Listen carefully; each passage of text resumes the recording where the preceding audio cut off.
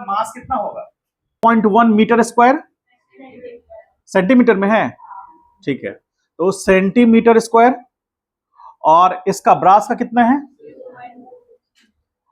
0.2 centimetre square, ठीक है। अब इसके बाद इसमें क्या क्या रहा है कि इस यहां पर एक मास होल्ड किया गया है। मान लीजिए कि यहां पर एक मास वेट होल्ड कराया गया है, और वो वेट इस तरह से होल्ड कराया जा रहा है कि इसमें स्ट्रेस क्या है? इक्वल स्ट्रेस डेवलप कर रहा है। क्योंकि अलग अलग मटेरियल है तो यंग्स मॉडुलस अलग अलग होगा। इसका मान लीजिए वाई ए होगा, वाई एस ले लेते हैं इसका, और यहां पर वाई बी ले लेते हैं। मतलब इसका यंग्स मॉडुलस कितना है? वाई एस, उसका यंग्स मॉडुलस कितना है? ठीक है, दोनों का वैल्यू भी दिया है, ठीक है। अब यहां पर वेट हम लोग यहां पर लगा रहे हैं। अब क्वेश्चन में ये कह रहा है कि ये वेट को आप बताइए कहां पर होगा, यानी कि मान लीजिए इस एक्सिस से एक्स दूरी पर कहां होगा। इस पॉइंट को, इसको ए कह रहे हैं, इस पॉइंट को नाम हम सी दे रहे हैं, और इस पॉइंट का नाम हम ओ दे रहे हैं। तो आप आपको ये बताना है कि वो एक्स डिस्टेंस कितना होगा, सो दैट कि इन दोनों वायर में स्ट्रेस क्या हो? इक्वल हो। तो उसके लिए हमको ये देखना पड़ेगा कि स्ट्रेस दोनों में इक्वल होना चाहिए। स्ट्रेन अलग अलग हो सकता है ना। अच्छा, तो ये जो वेट होगा यदि सेंटर पर होगा, मान लीजिए सेंटर पॉइंट पे होगा, तो फोर्स इन दोनों वायर पर सेम लगेगा। दोनों वायर पे सेम फोर्स लगेगा, क्या स्ट्रेस दोनों में सेम होगा? क्वेश्चन मेरा समझ रहे हैं? स्ट्रेस सिग्मा बराबर क्या होता है? Force per unit area. Area same है क्या? नहीं, तो स्ट्रेस भी अलग अलग होगा। For same F, same force के लिए स्ट्रेस में अलग अलग आ जाएगा। समझ पा रहे हैं इस बात को? अब आपको ये करना है कि इसका cross section area same stress है, तो हम यहां पर लिख रहे हैं, उसको ध्यान से देखिए। अभी ये क्वेश्चन किन्हीं ने बनाया है? किसी से बनाया है क्वेश्चन? नहीं बना। अब देखिए यहां पर हम लिख रहे हैं सिग्मा एस, मतलब इसका मतलब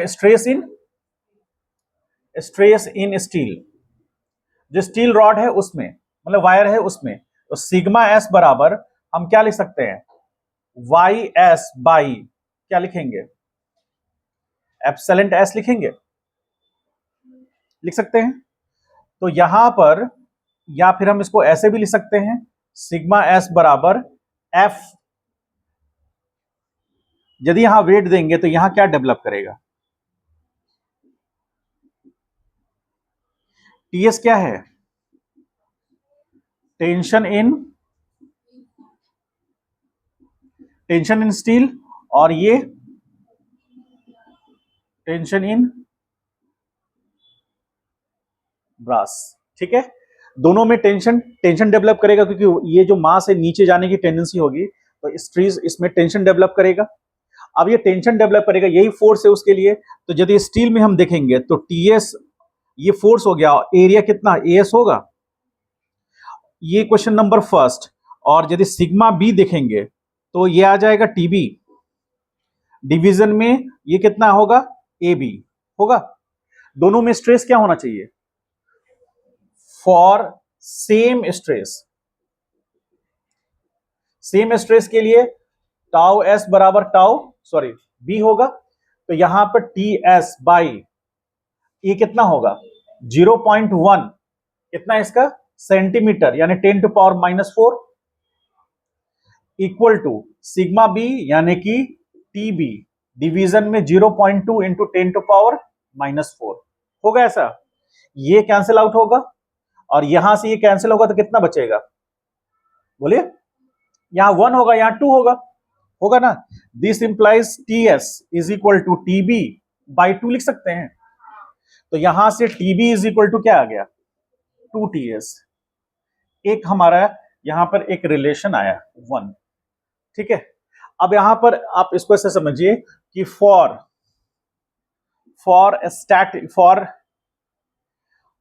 रोटेशनल इक्विलिब्रियम,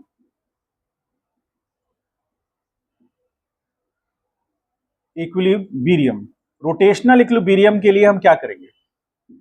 क्या इस पॉइंट पर जो फोर्स लग रहा है, ये इस पर फोर्स लगा रहा है ना, तो ये डिस्टेंस, सॉरी ये गलत लिया हुआ है,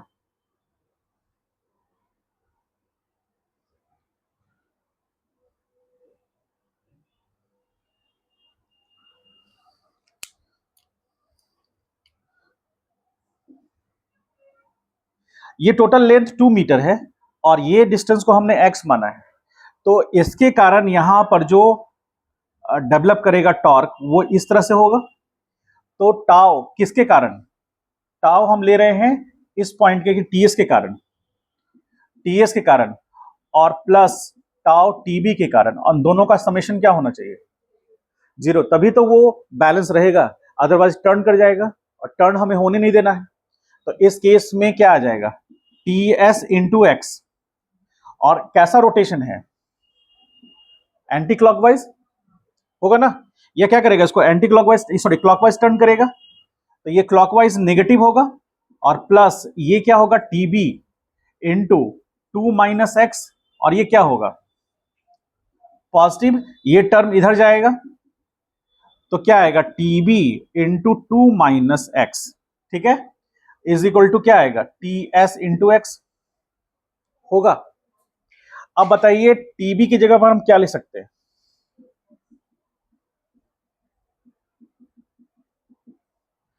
अब यहां से टीएस कैंसिल आउट हो गया, 4 minus 2x is equal to x, इधर जाएगा 4 is equal to 3x, x is equal to 4/3 metre होना चाहिए। आंसर आ रहा है, कौन सा आंसर होगा इसमें,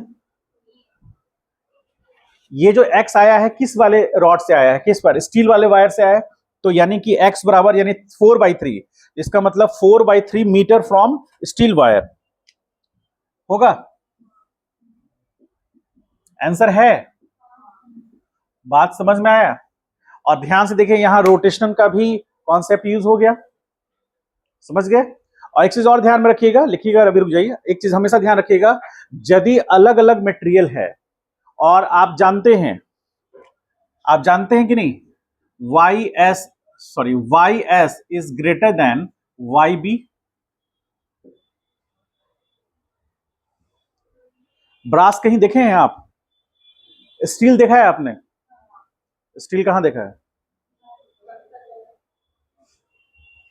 देखिए स्टील भी 10 तरह के हैं, स्टेनलेस, स्टेनलेस मतलब उसमें स्ट्रेन नहीं डेवलप करेगा, बताने की जरूरत नहीं, रखो उस साइड, नहीं अभी पानी नहीं पीना है। स्टेनलेस मतलब समझे, जिसके अंदर स्टेन नहीं डेवलप करेगा, ठीक है, स्टेनलेस स्टील, इसे पहले भी सुने होंगे लेकिन अब थोड़ा सोचने का तरीका बदला होगा। स्टेन मतलब उसके अंदर में एलोंगेशन नहीं आएगा, कॉन्ट्रैक्शन नहीं होगा, बहुत हाई लेवल का टेम्परेचर बढ़ाएंगे या बहुत एक्सट्रीम फोर्स देंगे तब जाकर के वो उसमें स्ट्रेन डेवलप करेगी, नहीं समझे। एक स्टील होता है जिसको हम लोग बोलते हैं माइल्ड स्टील, थोड़ा सॉफ्ट होता है वो, जिसमें बहुत सारे जैसे ट्रक वगैरह है वो माइल्ड स्टील से बनते हैं, ट्रक में जो भी बॉडी बनाया जाता है माइल्ड स्टील का यूज किया जाता है उसमें, ठीक है। कास्ट आयरन, ये भी स्टील का ही एक पार्ट है, अलग अलग उसमें कार्बन परसेंटेज के अकॉर्डिंग उसका अलग अलग बिहेवियर हो जाता है। अभी हम लोग यदि बात करें ब्रास, ब्रास कहां यूज होता है, ब्रास, ब्रास तो सॉफ्ट मेटल होता है, जहां कहीं पर भी कोई रोटेशन मोशन या जहां पर कहीं रोटेशन आता है, जहां पर रिलेटिव मोशंस होते हैं, वहां पर उसका मेंबर जो है वो जल्दी से वियर आउट ना हो जाए, उस जगह पर ब्रास यूज किया जाता है, समझे। बहुत सारे ऐसे गाड़ियां हैं जिसमें आप देखेंगे ब्रास यूज किया गया, तो ब्रास जनरली सॉफ्ट होता है स्टील के रिस्पेक्ट में, इसीलिए Young's modulus of steel will be greater than Young's modulus of brass, समझ गए।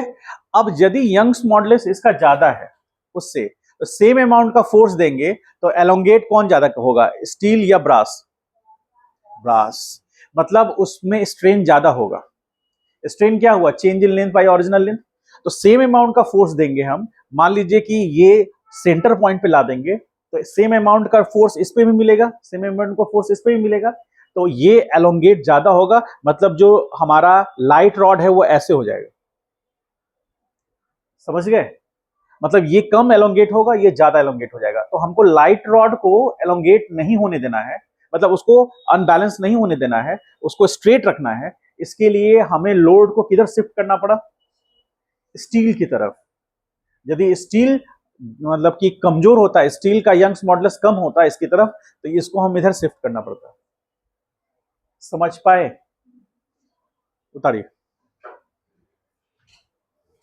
अगला क्वेश्चन 37 में आइए।